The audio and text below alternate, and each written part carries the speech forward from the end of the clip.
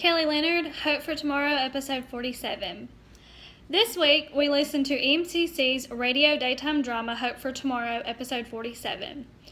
This week, we were required to talk about 3 aspects of it. My aspects are going to be the music and sound effects, the mystery, and the cliffhanger. First off, the music and the sound effects. There were so many different sound effects and music this week, and I loved it. I love, all the sound effects you get, such as like the waves and the seagulls when it's talking about Evie on Evie Island with the man who walks the path of peace. It helps you mentally picture, what she is believing that she's seeing. She goes as far as to talk about the sand squishing between her toes, and you can hear the waves crashing on the beach, and you can hear the seagulls. It just makes you picture it a whole lot better. And then there's also the sound effects of when the Evie realizes that she's not really on a beach, and you start hearing traffic noise, and she sounds like she's on the road or in a sidewalk or something like that.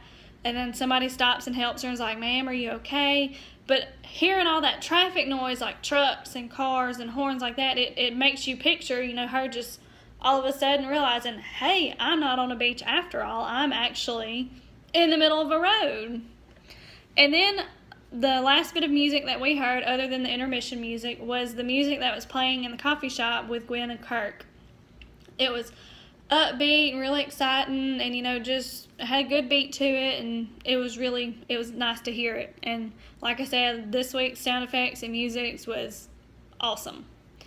Next is the mystery. And as I've already discussed, Evie believes that she's on Evie Island. Well, as it turns out, she's gone missing from the hospital again. And, she believes that she's on the man who walks the path of peace has convinced her that she's actually on an island called Evie Island. And, you hear the birds and seagulls. But really, she's, walking out of the hospital. He's convinced her to walk out of the hospital. And, it ends up, that mystery is solved. The guy does find her and calls the police. And they get a hold of her husband in the hospital. And they're on their way to go get her. And, the main mystery of the past 3 episodes were what's going to happen with Charlie and Wanda. Are they going to get convicted of Stick's murder? Are they going to find the real guy who beat him to death?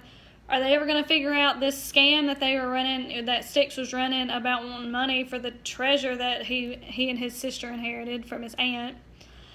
But there's a little bit more of a mystery this week. We're introduced to Gwen and Kurt, and, Gwen's married, but her and her husband are doing the long distance thing, and then in comes Kirk and invites her to a football game, and I'm just kind of wondering if it's going to stay a platonic relationship or if it's going to slide more into a romantic aspect of it with her husband not being in town.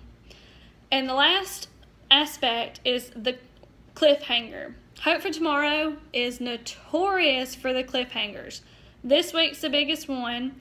Is you have Reuben, Sally, Gloria, and Tom all eating lunch, and Reuben's just noticing this guy is just staring at him, and he's like, "Do y'all know who he is?"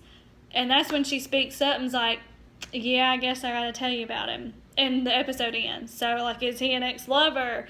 Is he a stalker? Is it just some jealous person?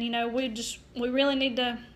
That's the main cliffhanger, and I just really want some answers to it. Thank you.